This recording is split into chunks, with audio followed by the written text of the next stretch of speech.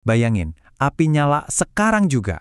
Kamu cuma punya waktu kurang dari 2 menit untuk bisa keluar dengan selamat. Apa yang kamu lakuin di detik-detik pertama itu bisa jadi penentu hidup dan mati.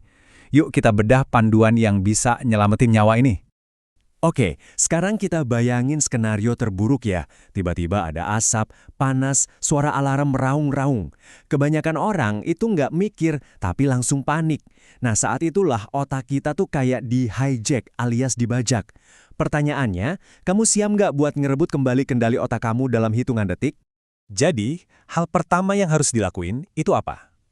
Lupain dulu soal air atau alat pemadam. Yang paling pertama ada di sini, di kepala kita. Kendalikan pikiranmu. Kalau kamu gagal di tahap ini, langkah-langkah selanjutnya bisa jadi fatal. Nah, ini ada penjelasannya secara sains. Namanya pembajakan amigdala. Gampangnya gini deh, bagian otak kamu yang ngurusin rasa takut itu tiba-tiba ngambil alih komando, matiin logika kamu. Jadi kamu bertindak murni karena insting. Nah, inilah alasan kenapa ada orang yang nekat lari nembus asap tebal, padahal itu kesalahan yang fatal banget. Terus gimana dong cara ngelawannya? Ada teknik simple tapi super ampuh, grounding 54321. Ini tuh kayak nge-force otak kita buat balik lagi ke kenyataan. Coba sebutin dalam hati 5 benda yang kamu lihat, 4 benda yang bisa kamu sentuh, 3 suara yang kamu dengar, 2 bau yang kamu cium, dan 1 rasa di mulutmu. Ini semacam tombol reset darurat buat otak yang lagi korset karena panik. Oke, pikiran udah mulai balik, sekarang giliran badan kita yang distabilin. Pakai teknik box breathing. Gampang banget, ikutin ya. Pertama, tarik napas, hitung sampai 4. Terus, tahan napasnya 4 detik juga. Sekarang buang pelan-pelan selama 4 detik. Dan tahan lagi 4 detik sebelum ngulang. Kedengarannya sepele ya, tapi ini penting banget buat mencegah kamu pingsan karena napas terlalu cepat, dan yang pasti, ini ngembaliin oksigen ke otak biar bisa mikir lagi. Sip, pikiran udah tenang, tubuh juga udah stabil. Nah, baru sekarang kita bisa mulai bertindak. Prioritas kedua, kasih tahu semua orang dan amankan area sebisa mungkin. Jangan diam aja, langsung teriak, kebakaran, kebakaran, sekeras-kerasnya. Pencet alarm kebakaran kalau emang ada. Dan ini, dengerin baik-baik, ini penting banget terutama di Indonesia, di mana banyak kebakaran itu sumbernya dari listrik. Kalau kamu bisa ke panel MCB dengan aman, 100% aman ya, langsung matiin. Ini bisa memutus sumber api seketika. Oke, sekarang masuk ke tahap evakuasi.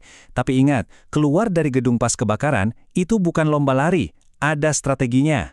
Cara kamu keluar itu sama pentingnya dengan keputusan buat keluar itu sendiri. Ini fakta yang harus kamu tahu. Sebagian besar korban kebakaran itu meninggal bukan karena kebakar, tapi karena menghirup asap beracun. Makanya, aturannya adalah merangkak. Udara yang bersih dan lebih dingin itu adanya di bawah, sekitar 30-60 cm dari lantai. Tutup hidung dan mulut pakai kain basah kalau bisa, terus raba dinding buat pemandu jalan. Dan ini dia, setiap kamu ninggalin ruangan, tutup pintunya. Ini bikin api kelaparan oksigen dan bisa memperlambat penyebarannya secara signifikan. Nah, gimana kalau kamu ketemu pintu tertutup? Jangan asal buka, cek dulu suhunya. Tapi pakainya punggung tangan, bukan telapak tangan. Kenapa gitu? Gini penjelasannya, kulit di punggung tangan itu lebih sensitif sama panas. Plus, kalau gagang pintunya ternyata panas banget, refleks alami kita nggak bakal langsung menggenggam. Ini bisa nyelamatin telapak tangan kamu dari luka bakar parah. Detail kecil, tapi bedanya besar. Oke. Gimana kalau apinya ternyata masih kecil? Masih bisa diatasi. Kayaknya, mungkin kamu langsung kepikiran buat ngambil apar kan? Boleh. Tapi, ada aturan mainnya. Simak baik-baik.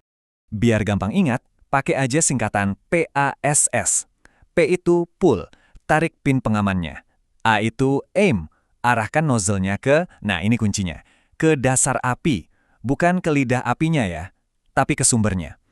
S itu squeeze, tekan tuasnya. Dan S yang terakhir, sweep, sapukan dari kiri ke kanan. Kesalahan paling umum itu nyemprot apinya bukan sumbernya. Jadi ingat, tembak dasarnya. Ingat, apar itu isinya terbatas. Kamu cuma punya waktu sekitar 15, mungkin 30 detik paling lama. Kalau dalam waktu segitu apinya nggak kelihatan bakal padam atau malah makin gede, tinggalkan, lari. Jangan coba-coba jadi pahlawan. Nyawa kamu jauh lebih penting. Dan ini juga penting banget, salah pakai APR itu bisa bikin situasi jadi jauh lebih parah. Bayangin, kebakaran listrik, kamu siram pakai air, ya kesetrum. Makanya, APR yang paling umum dan serbaguna biasanya yang jenis dry powder. Coba deh kapan-kapan cek APR di kantor atau di gedung dekat kamu, lihat itu jenisnya apa. Oke, entah kamu tadi berhasil mademin api kecilnya, atau kamu harus lari buat evakuasi, ada satu langkah lagi yang hukumnya wajib, nggak bisa ditawar. Telepon bantuan profesional. Pas kamu nelpon 112 atau nomor darurat lokal, usahakan jangan panik. Biar mereka bisa cepat datang, kasih info yang jelas. Sebutin 4 hal ini. Pertama, alamat lengkap sama patokannya. Kedua, jenis bangunannya apa. Ketiga, dan ini krusial, kasih tahu kalau ada orang yang mungkin terjebak. Keempat, kalau kamu tahu, sebutin sumber air terdekat. Jadi kesimpulannya gimana? Keselamatan pas kebakaran itu bukan soal hoki atau keberuntungan, tapi soal persiapan dan respons yang terencana. Kalau kamu cuma bisa ingat 3 hal dari semua ini, ingat ini. 1. Kalahkan panik. 2. Merangkak di bawah asap. 3. Tutup pintu di belakangmu. 3 hal ini beneran bisa jadi pembeda antara selamat dan tidak. Nah, sekarang giliran kamu. Dari semua tips tadi, mana nih yang paling, wah, baru tahu buat kamu? Teknik PASS atau cara ngecek pintu pakai punggung tangan? Coba tulis di kolom komentar ya. Dan yang paling penting, jangan simpan info ini sendirian. Share ke 3 orang yang kamu peduli. 1 share dari kamu beneran bisa nyelamatin nyawa.